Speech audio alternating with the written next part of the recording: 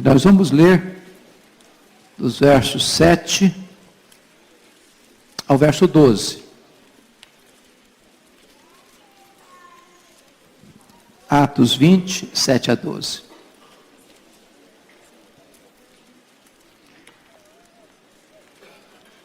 Está escrito: no primeiro dia da semana, estando nós reunidos com o fim de partir o pão, Paulo, que devia seguir viagem no dia imediato, exortava-os e prolongou o discurso até a meia-noite.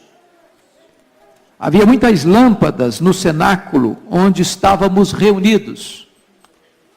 Um jovem chamado Eutico, que estava sentado numa janela, adormecendo profundamente durante o prolongado discurso de Paulo, vencido pelo sono, caiu do terceiro andar abaixo e foi levantado morto.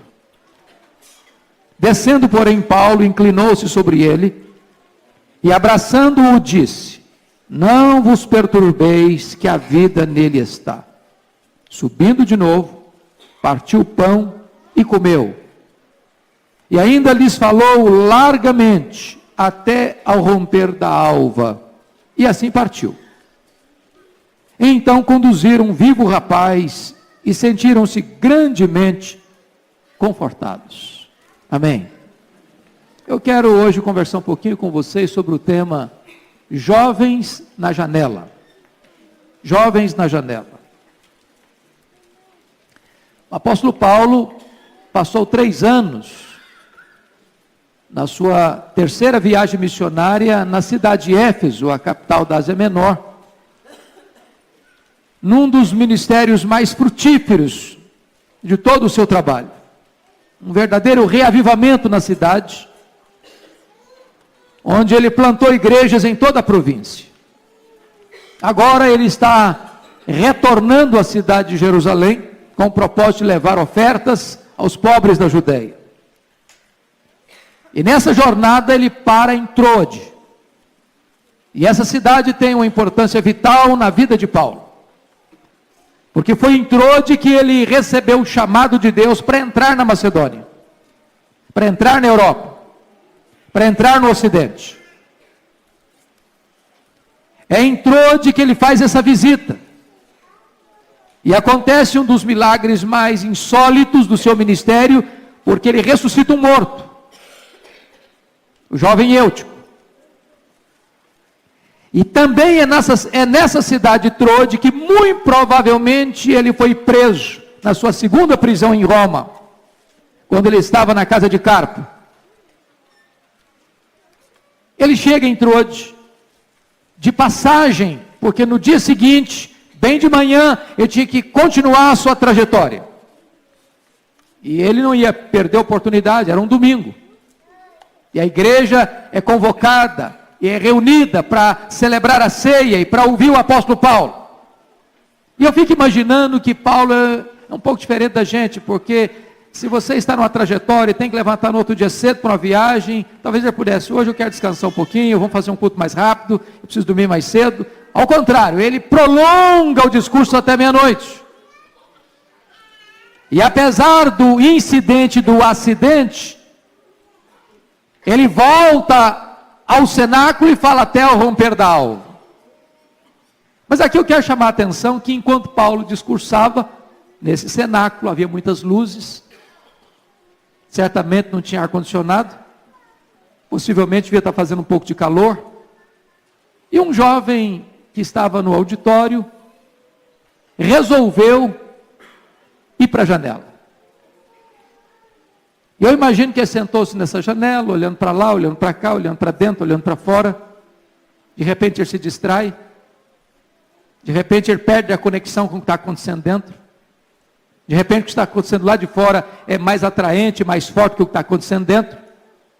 E ele agarra no sono. E o sono vence. E ele cai do terceiro andar. E ele morre. Não fora a intervenção de Deus por intermédio de Paulo, e a juventude dele teria sido ceifada ali. Mas Paulo desce, se inclina, o abraça, e pela graça e pelo poder de Deus esse moço ressuscita. E a igreja se alegra. E hoje, então, eu queria pegar esta cena e tirar daqui algumas lições. Em primeiro lugar, a janela é um lugar que oferece muitas distrações. Muitas distrações. Por exemplo, a janela conduz à acomodação.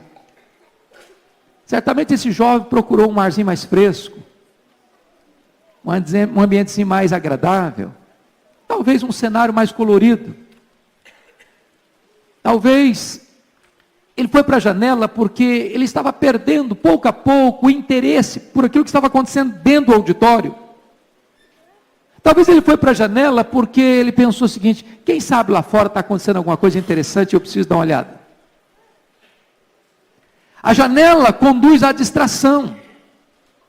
Notem que ele está dentro da igreja, e eu quero crer que ele era um jovem crente. E se ele foi ao cenáculo, à igreja, é porque as coisas de Deus não eram indiferentes para ele. Porque ele gostava de ouvir a palavra de Deus, ele gostava dos louvores, ele gostava de estar junto com a comunidade da fé. Mas de repente, ele também quer dar uma olhada no que está acontecendo lá fora. Em outras palavras, eu acho que eu era daquele tipo de jovem o seguinte: eu quero experimentar o melhor da igreja e o melhor do mundo. Eu quero estar de olho aqui, de olho lá. Está acontecendo com esse moço aqui, ele está com a atenção dividida. Pé na igreja, outro pé no mundo. E eu quero entender, irmãos, que a nossa juventude nos dias de hoje, mais do que Eutico, enfrenta esse dilema.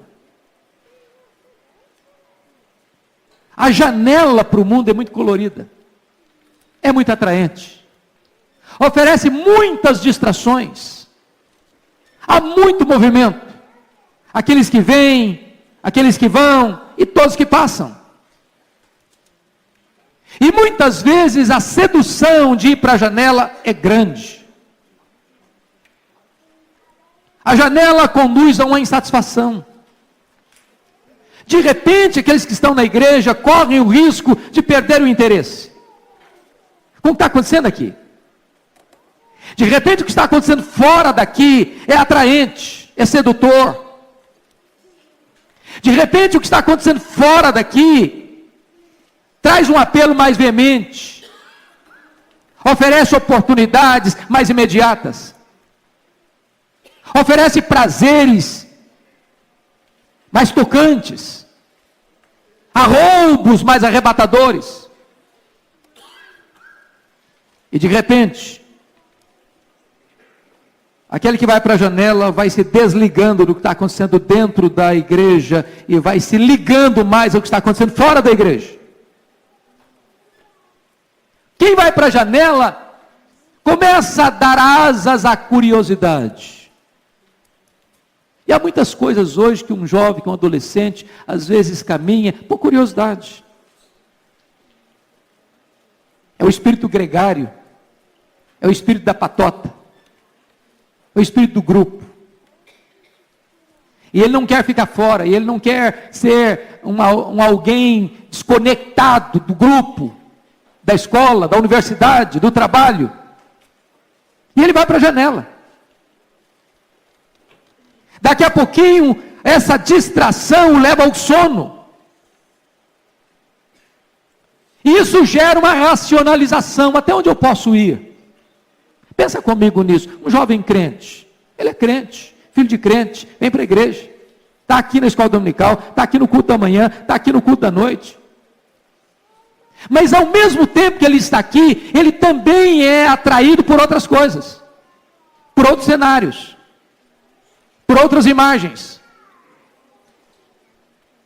por outras coisas que vão ganhando terreno e espaço no coração dele, vão trazendo interesse aos olhos dele, e ele vai desejando olhar essas coisas que estão à sua volta. E a janela conduz a muitas ilusões. As janelas hoje, elas são mais atraentes. É a internet.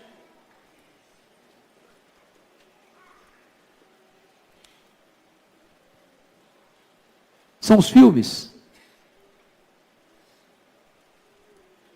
São as amizades. São as diversões. São as coisas novas que vão surgindo. São as aventuras.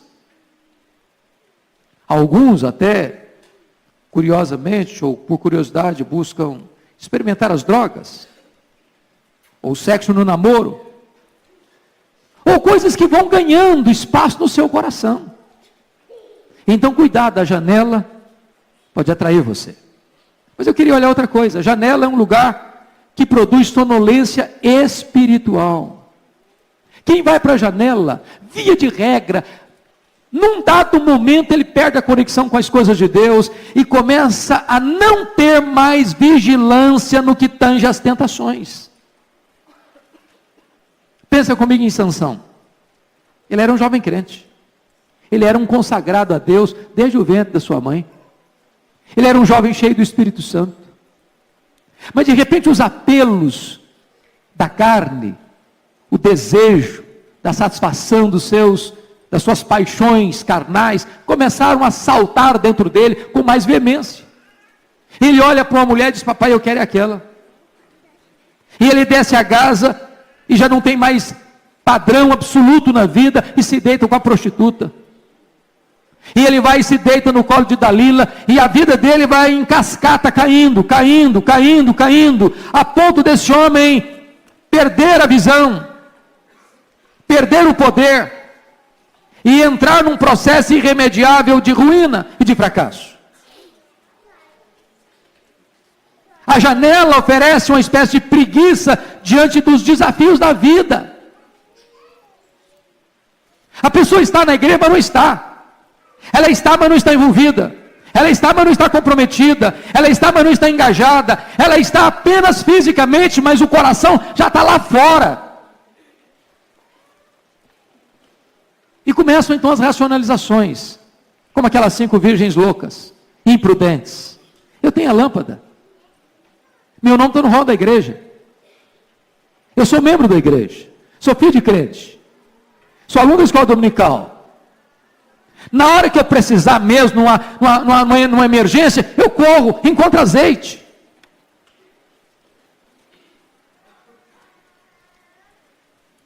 Ir para a janela pode levar você à fraqueza nas tribulações, como Pedro, numa batalha imensa, numa hora decisiva da vida de Jesus e da humanidade, o sono prevalece. A pergunta é: por que Eutico dormiu? Primeiro, ele dormiu, queridos, porque ele perdeu o interesse pelas coisas de Deus. E sabe, eu quero alertar a você adolescente, a você criança, a você jovem, a você homem, a você mulher. A gente pode perder o interesse pelas coisas de Deus dentro da igreja. Eutico não estava numa balada, numa boate, se é que existiam essas coisas na época. Ele estava dentro da igreja. O coração dele foi se distanciando das coisas de Deus dentro da igreja. Ele foi perdendo a conexão com as coisas de Deus dentro da igreja. A Bíblia diz: desperta, ó tu que dormes, levanta-te, e Ele te iluminará. Eutico dormiu porque foi para o lugar errado, onde a sua atenção ficou dividida. Só pegando uma caronazinha. Às vezes, irmãos, a gente vem para a igreja, e hoje a gente tem a bênção e o perigo de ter tudo num smartphone, por exemplo. Aí você liga a sua Bíblia para ler o texto, mas daqui a pouquinho entra um WhatsApp lá, e você perde a conexão com a Bíblia e começa a dar atenção ao WhatsApp. Aí entra uma mensagem e você está aqui, olhando para o pregador, mas você está conectado no outro canal. A janela hoje pode estar no centro do templo. E você está aqui, mas não está aqui. Você está ouvindo, mas o seu coração já não está ligado mais aqui. A sua mente não está mais presa aqui. Por que Eutico dormiu? Porque perdeu o entusiasmo com as coisas de Deus. E eu quero dizer para você que literalmente Eutico morreu de sono.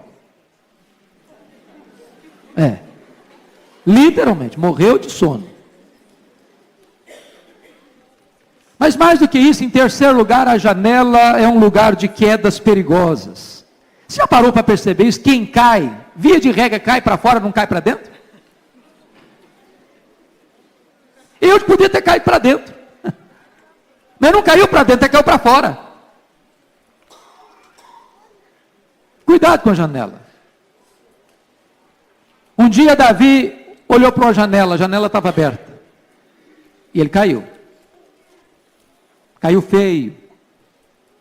Trouxe desastre para a família dele.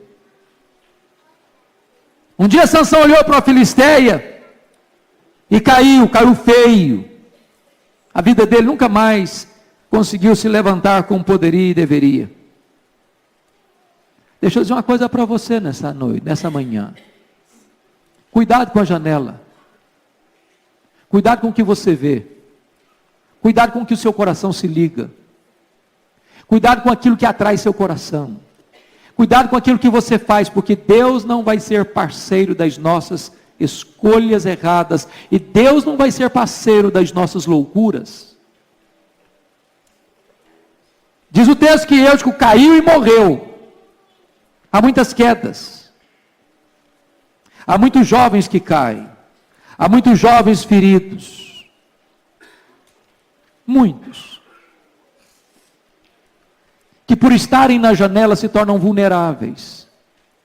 Que por estarem na janela são distraídos. Porque por estarem na janela se agarram ao sono espiritual, à sonolência espiritual. Por estarem na janela caem e sofrem quedas desastradas e desastrosas. Eutico caiu. Eutico morreu porque ele perdeu a conexão com as coisas de Deus. Ele deixou de ouvir as coisas de Deus e se distraiu com as coisas lá de fora. Quantas quedas hoje, irmãos? Quantos jovens fora da igreja? Quantos jovens na igreja, mas dormindo? Quantos jovens nossos que já caíram? Quantos que talvez estão mortos espiritualmente? E eu quero concluir dizendo para você que a janela é um lugar para ser abandonado. Abandonado. O que eu acho curioso é a atitude de Paulo aqui nesse processo. Quando Eutico cai e morre, Paulo não fica acusando a igreja por ser desatenta, por ser descuidada. Quando Eutico cai e morre, ele não ressuscita o Eutico e começa a dar um sermão em Eutico. Diz o texto que Paulo demonstra o poder da ressurreição. Ele desceu. Desceu. Sabe o que significa descer aqui? Nós precisamos descer aos que estão dormindo e aos que estão mortos. Dá o primeiro passo. Caminhar na direção deles. Em vez de acusar, de censurar, de criticar, de botar a responsabilidade neste ou naquele, vamos descer. Vamos descer. Segundo, Paulo abraçou, se inclinou e abraçou. Às vezes a demonstração de amor aos que estão dormindo, aos que estão mortos, é mais importante do que dureza, acusação. Porque o amor é invencível. As pessoas que estão dormindo precisam ser acolhidas, abraçadas, acolhidas, amadas. E diz o texto que a vida voltou naquele rapaz. E eu creio, irmãos, que os nossos jovens que caíram e alguns que dormem e outros que estão mortos podem ressuscitar e ter nova vida em Cristo Jesus. Nós não podemos abrir mão da nossa juventude. Nós não podemos abrir mão dos nossos filhos. Nós não podemos desistir deles. Nós não podemos abrir mão de ver uma juventude forte, viva, santa, cheia da graça de Deus. O que eu acho curioso é que hoje, se você jovem, se você adolescente está na janela, saia da janela. Se você está preso em algumas coisas que prendem, amarram você no mundo, seduzem você, amizades, lugares, práticas, vícios, hábitos, rompa com isso. Arranque as raízes, corte as cordas, livre-se enquanto é tempo. Paulo desce, se inclina, abraça, experimenta o milagre de Deus de ver aquele moço ressuscitando, e diz o texto que Paulo persevera no cumprimento da sua missão. Fica imaginando que se fosse hoje, diante de um milagre desse, Paulo deveria, está encerrado o culto, vão cada um para casa, agora é hora de celebrar. Não, Paulo diz o seguinte: o milagre aconteceu, vamos continuar o nosso trabalho. Ele subiu de novo, continuou na igreja, partiu o pão, continuou a missão da igreja, continuou a falar, continuou pregando. Na medida da nossa dinâmica, irmãos, nós precisamos ir vendo, com a graça de Deus.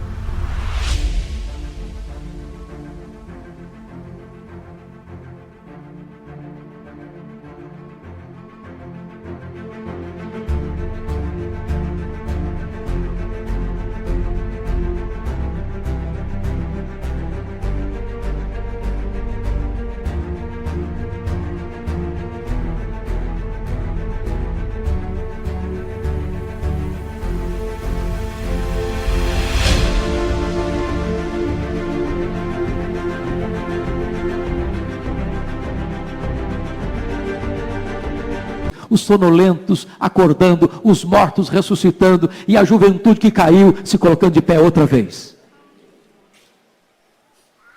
Diz a Bíblia que a igreja conduziu o Eutico vivo. Os jovens precisam reviver. Diz a Bíblia que a igreja sentiu-se confortada com a sua restauração. Louvado seja Deus. A igreja há de ficar reconfortada, alegre, feliz. Os pais hão de ficar felizes e alegres de ver seus filhos se levantando para a glória de Deus. E eu quero concluir dizendo para você, moço, para você, moça, para nós, igreja, para nós, pais, não basta.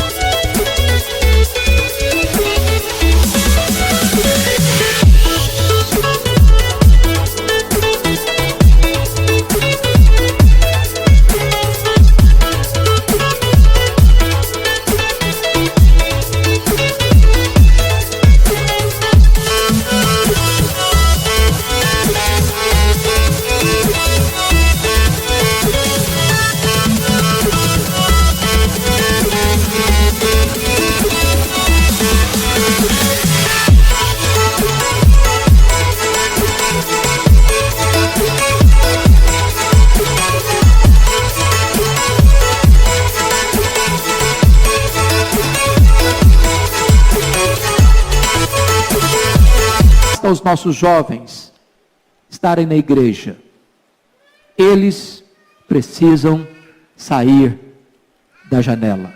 Que Deus nos ajude. Amém.